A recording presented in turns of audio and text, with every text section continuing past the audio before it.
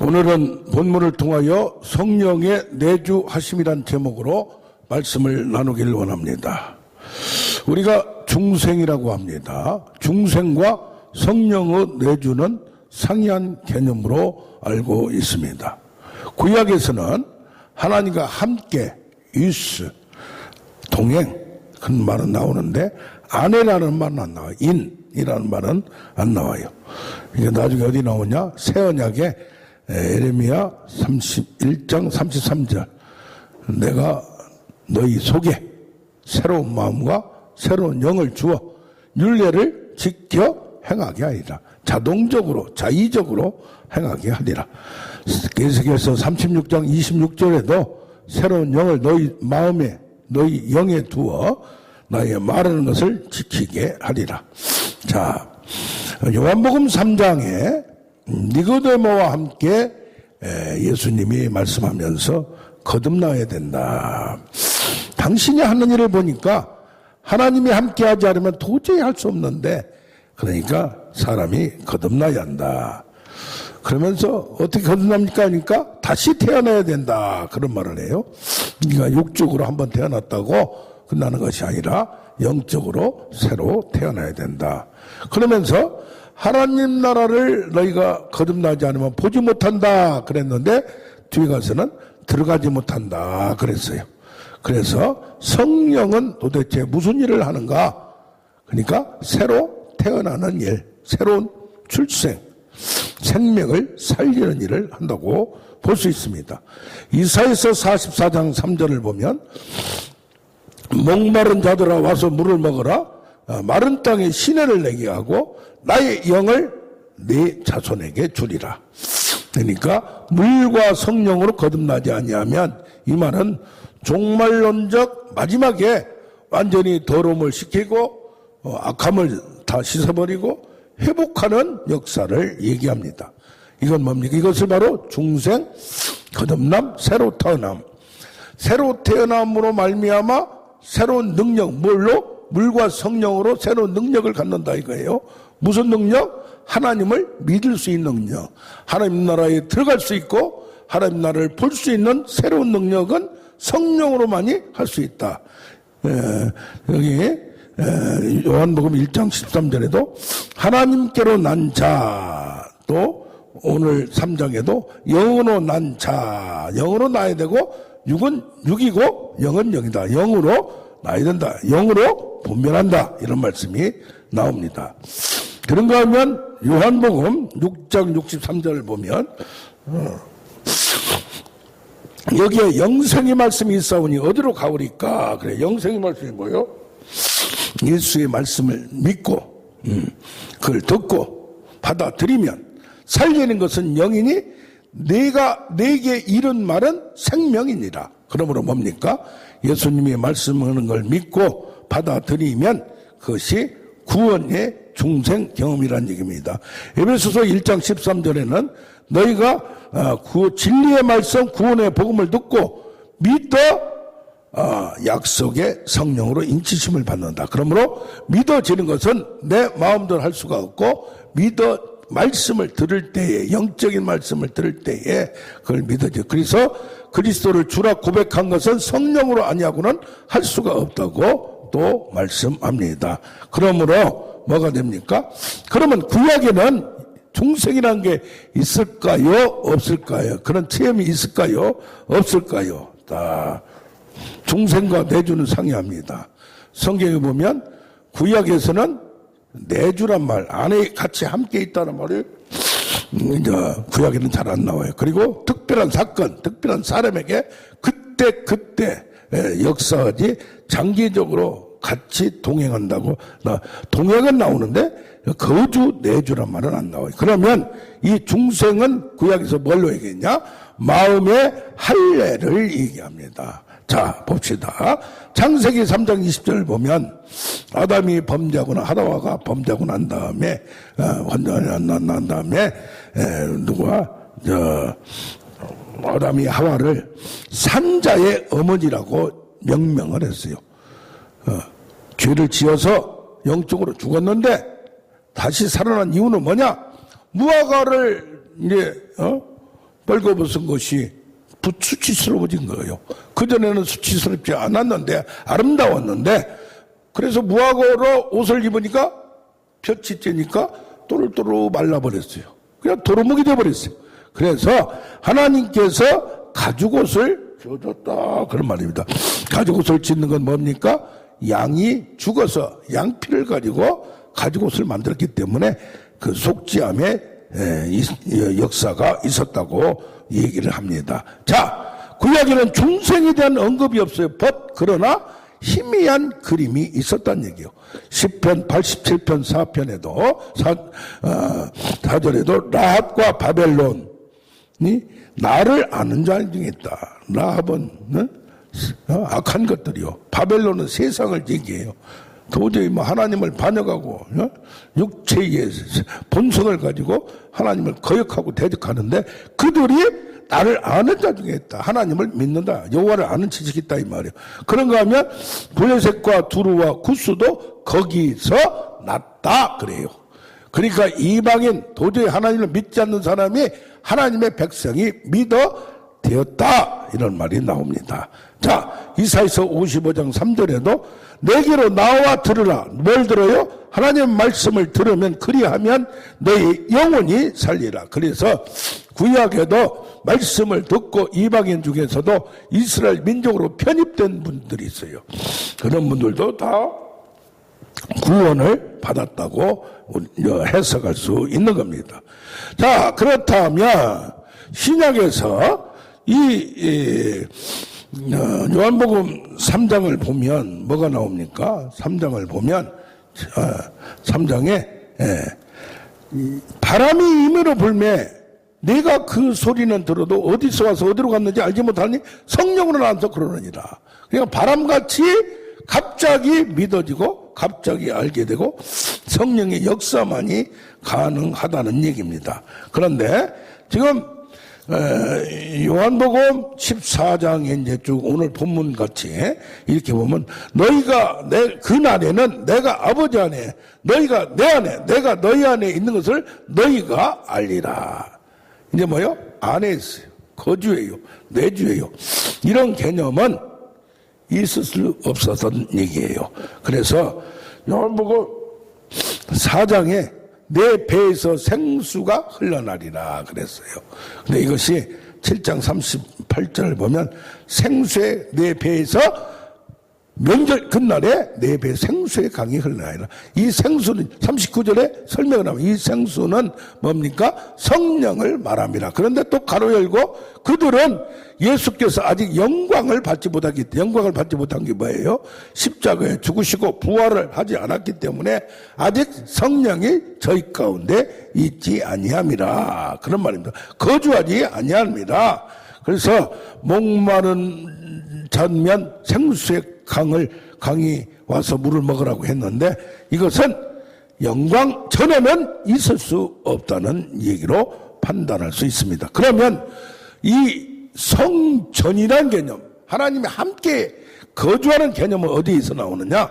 첫 번째가 성전을 통해서 어디? 예루살렘 성전을.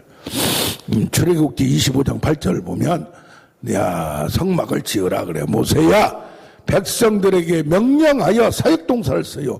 저들이 애굽에서 뭐한 거 얻은 거 은금 폐물을 가지고 자원하는 마음으로 내가 거할 성전을 지으라 그렇게 얘기합니다.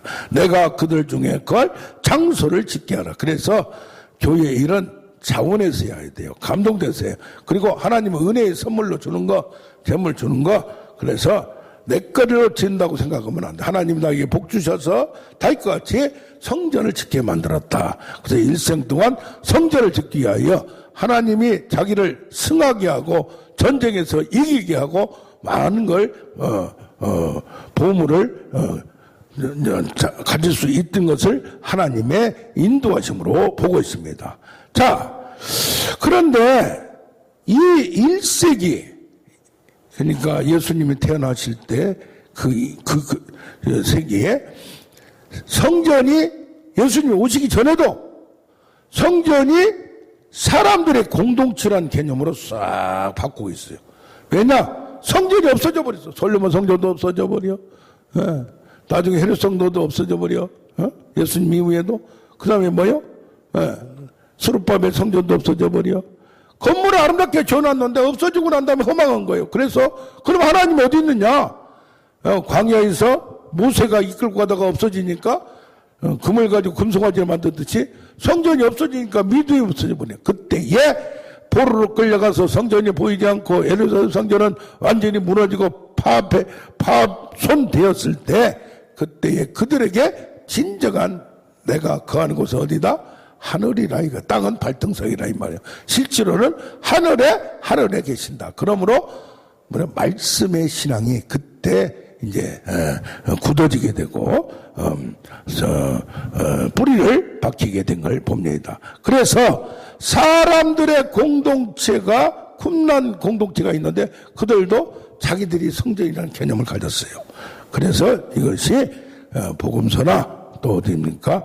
바울서신이나 공동서신이나 여기저기 건물이 아니고 사람이 왜 그러냐? 고린도서 3장 16절을 보면 너희가 하나님의 성전인 것과 성령이 너희 안에 계신 것을 알지 못하느냐.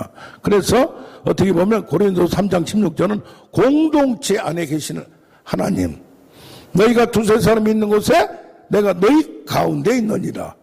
너희 공동체성을 얘기해요. 그래서 그런데 이것이 6장 19절을 보면 뭐라고 하면 너희 가운데 계신 성령의 전이죠. 여기는 개인적인 죄를 언급하면서 나오고 있어요. 그래서 뭐라고 신학자들은 3장 16절은 공동체를 향한 성전을 얘기하고 고린도서 6장 19절은 똑같이 성전이 아니라 너희라고 써있지만은 자세히 보면 이건 개인 안에 들어가 계시는 성령을 봅니다. 자, 예수님은 그럼 어떻게 생각했냐? 이것이 성막이 이제는 성전 안에 들어와서 하나님이 계셨는데 예수님은 뭐라고 그러냐? 요한복음 1장 14절에 말씀이 육신이 되어 우리 가운데 거하심에 거하신다는 게 성전이요. 함께 있다는 게. 예수님의 이름이 뭐예요? 마태복음 1장 21절에 내가 아들을 낳으니 이름을 임마누엘이라 하리라. 임마누엘이 뭐예요? 하나님이 함께 하시며. 할렐루야. 그래서 성전에는 뭐 그동안에 뭐가 있었어요? 솔로몬이 기도할 때 뭐가 있었어요? 구름 가운데 있었어요. 또 시내산에 내려올 때 구름과 안개 가운데 있었어요. 출애굽기 40장에도 제사를 드리니까 뭐가 있어요? 구름이 캄캄해가지고 있었어요. 성막이나 성전이나 하나님 함께 하심을 구름 가운데 불이 가운데 있음을 보여주셨어요. 근데 예수님은 뭐라고 그러냐? 여기 요한복음 2장 13절에서 쭉 나온 거 보면 성전을 찾아가서 이 사람들이 이제 짐승을 멀리서 가져올 수 없으니까 짐승을 사고 팔고 했는데 이게 밖에서 해야 되는데 꾸물꾸물 비가 와요, 눈이 와요 이렇게 하다 보니까 어디로? 추워요, 더워요 어쩌고 하다 보니까 성전 안으로 성소, 건물 안으로 들어와 버렸어요.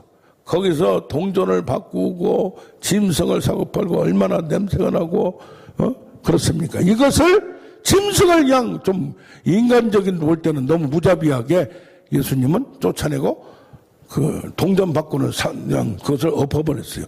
왜 그랬느냐 이 말이요. 내가 바로 저 양 소가 아니고 내가 성전의 타락상을 성전을 척결하고 성전을 정화 사건이지만 내가 바로 희생 제물의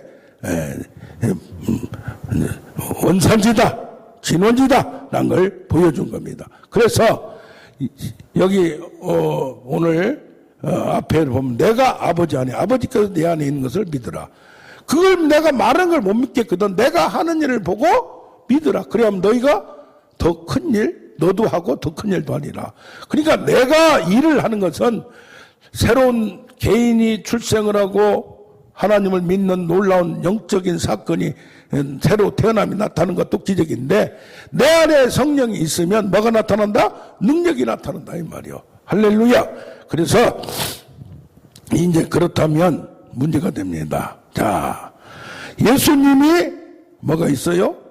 성령이 안에 있는데도 예수님이 성전이고 성령이 안에 있는데도 가시적으로 뭘 보여주느냐? 예수님이 세례를 받아요. 누구한테? 세례 요한한테. 세례를 받을 때 왜? 공식적인 외형적인 경건의 모양을 형식을 취해야 되니까 이게 바로 등극식이에요. 그래서 세례를 딱 받는데 하늘에서 음성이 이는 내 사랑하는 아들이요 내 기뻐하는 자라. 예수님 여기 계세요. 또 성령이 비둘기 같이 임하여. 그래서 성령의 기름을 받은 메시아 예수 그리스도를 보고 있습니다. 그런데 그 다음부터 성령의 권능을 받은 메시아 예수 그리스도가 나타나요. 능력이 나타나요. 과거의 선지자들하고 수준이 달라요. 죽은 자도 살려내요. 바다 위를 걸어가요. 5,000명을 먹여요. 도저히 상상할 수 없는 자연과 만물을 자기 마음대로 선포대로 되는 걸 봅니다. 그런 다음에는 뭐요? 나는 간다. 내가 가는 것이 너에게 유익이다. 성령을 주는 성령 수여자.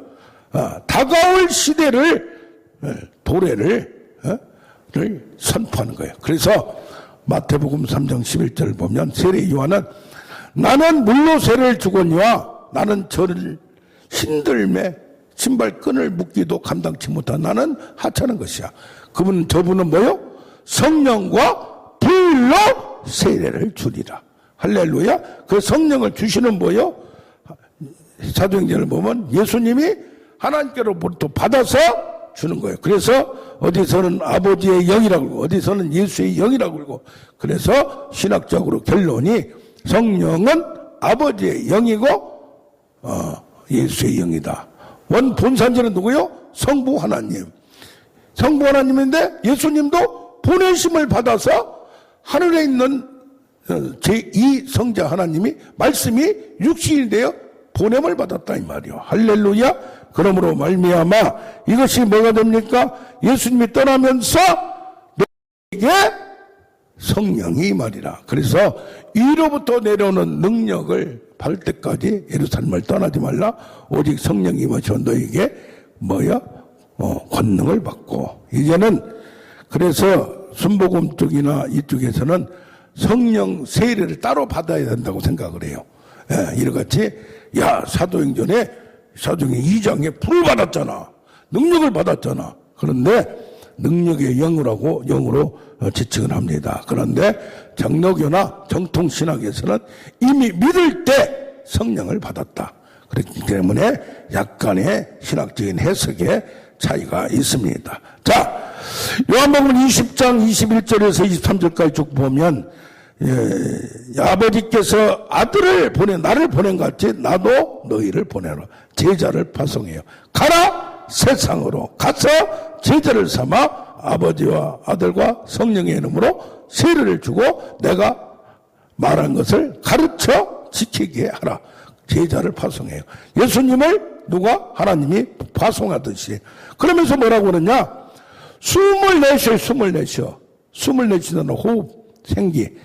창세기 2장 7절을 보면 호흡, 생기를 넣으니까 진흙이 생명이 된지라. 에스겔서 37장은 생기가 없으므로 뼛속에 생명을 집어넣는 거예요. 생명의 기운을.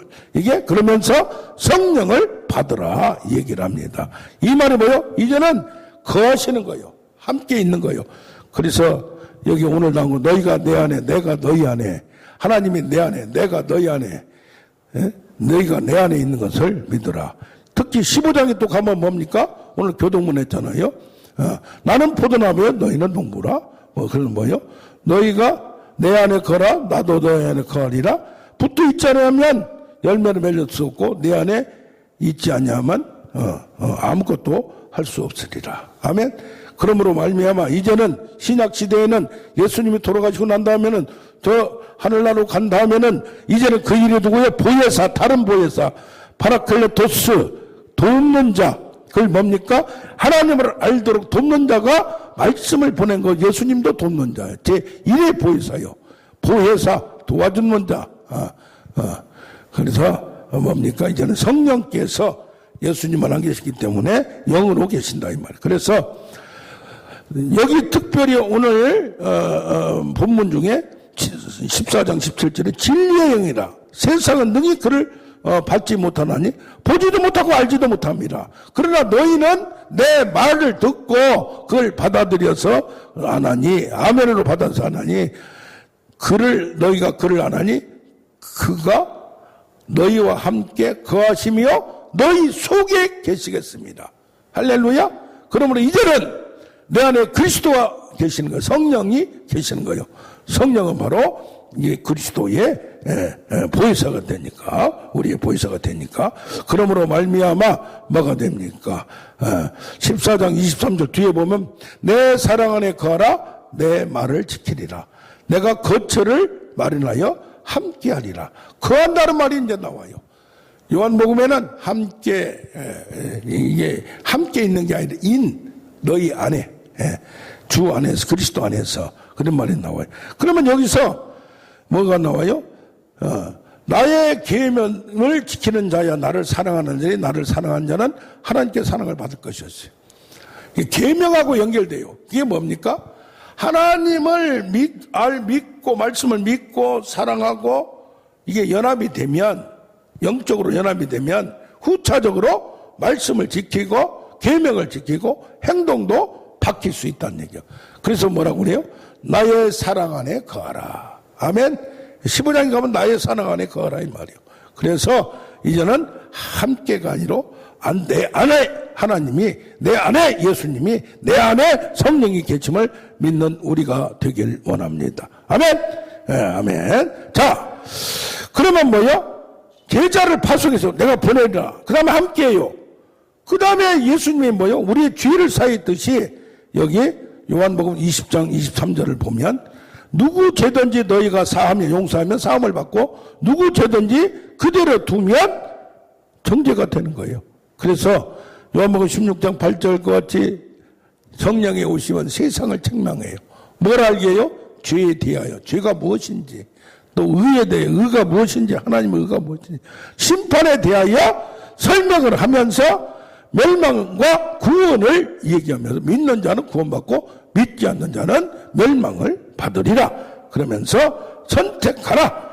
은혜를 주고 알게 해줬지만은 그것을 너희가 알아라. 그런 말인 줄로 믿습니다. 자, 그러면 지금 중생은 사건이에요.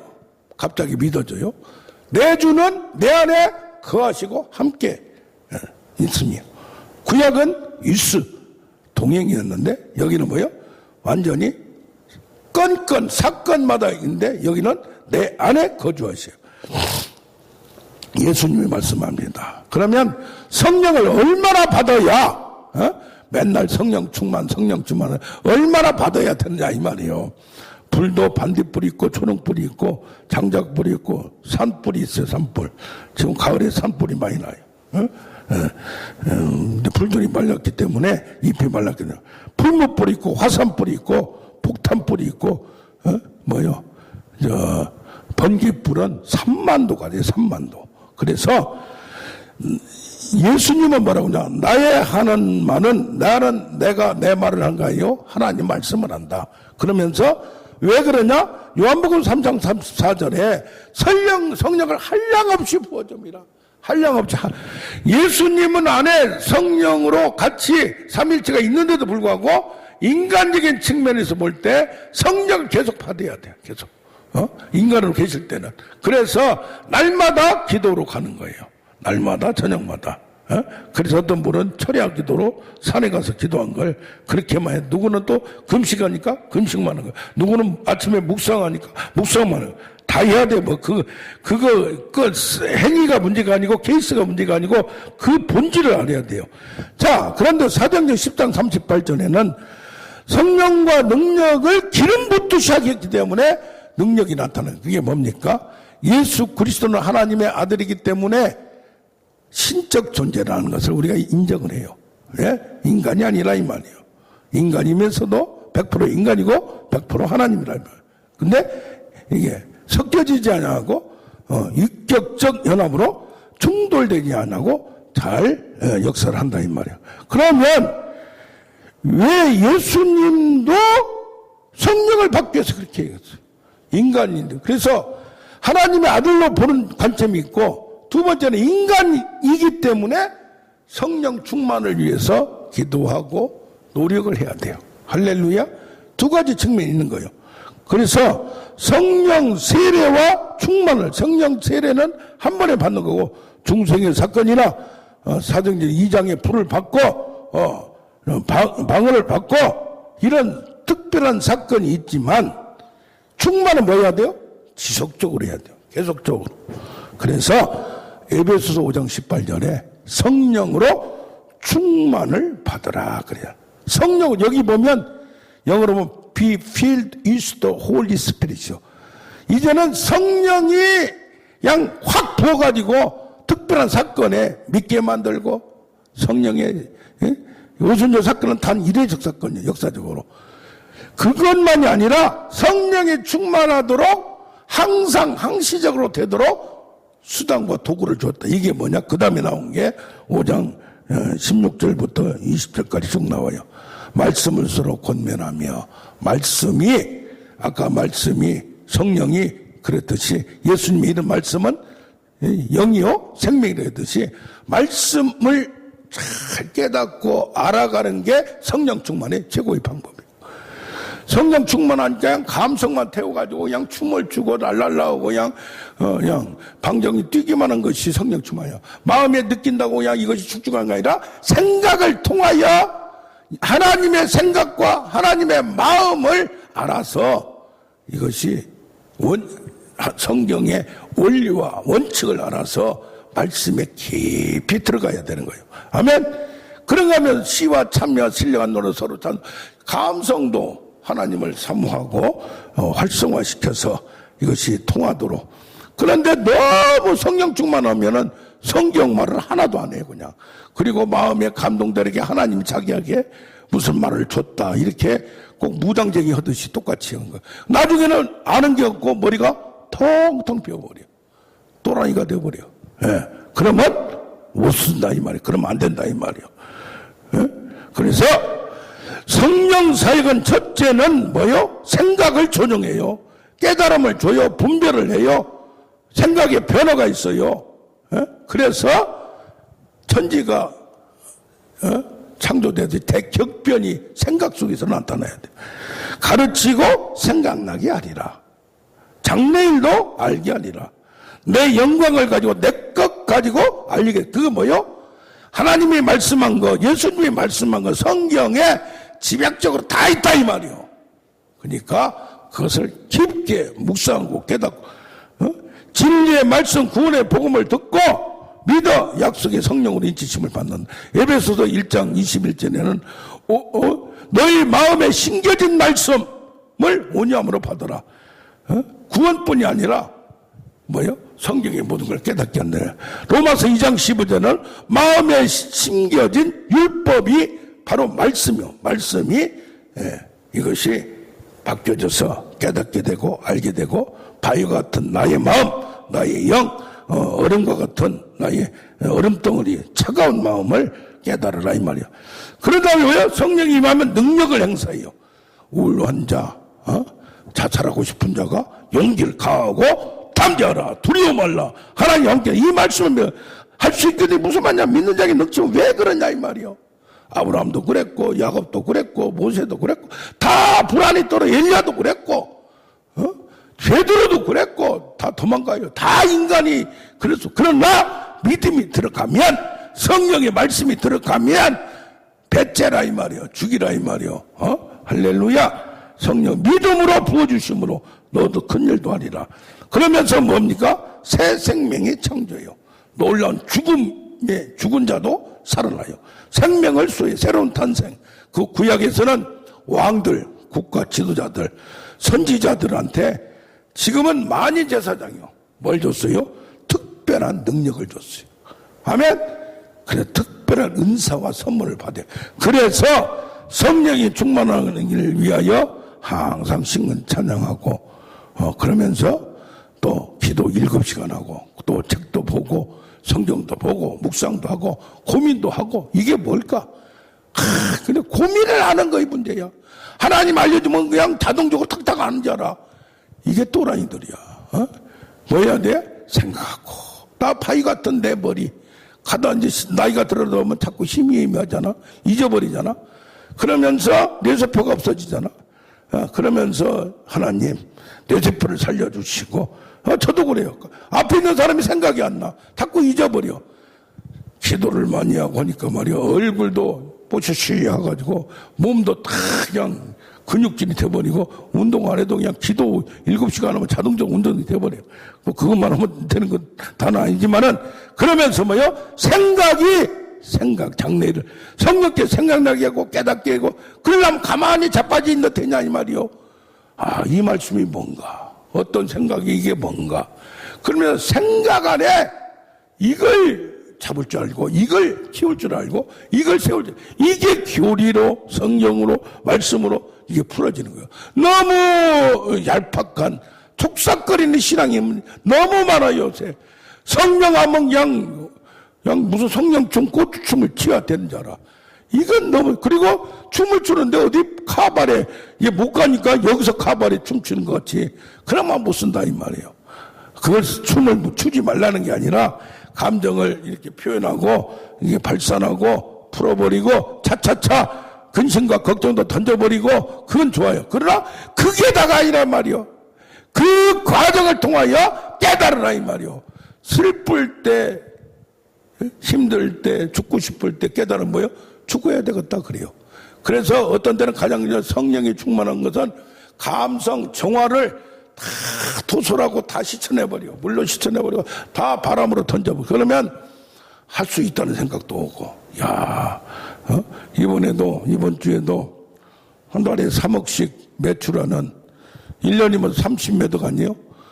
그런데, 이게 줄어들어. 2억 5천만 되더라도 한 달에 벌벌벌 떨어. 왜? 20명, 30명 직원들 월급 주고 나면 돈이 막, 모자라니까 손해가 나. 마진이 옛날 같지 않아요. 서로 경쟁이 붙어서 저기서 내리면 나도 하려면 내려야 되는데. 옛날에는 뭐 5천, 1억 뭐 한꺼번에 주문도 들어왔는데 요새는 그런 게 없대요. 그러니까 얼굴을 보니까 초췌하고 말라가지고, 새벽 예배도 안 드린대. 주일날도 가난한 성도야. 텔레비로 드린대. 기도가 안 나온대요. 장로가. 오래된 친구 장로인데, 당신 영혼이 죽으면 안 된다 이 말이에요.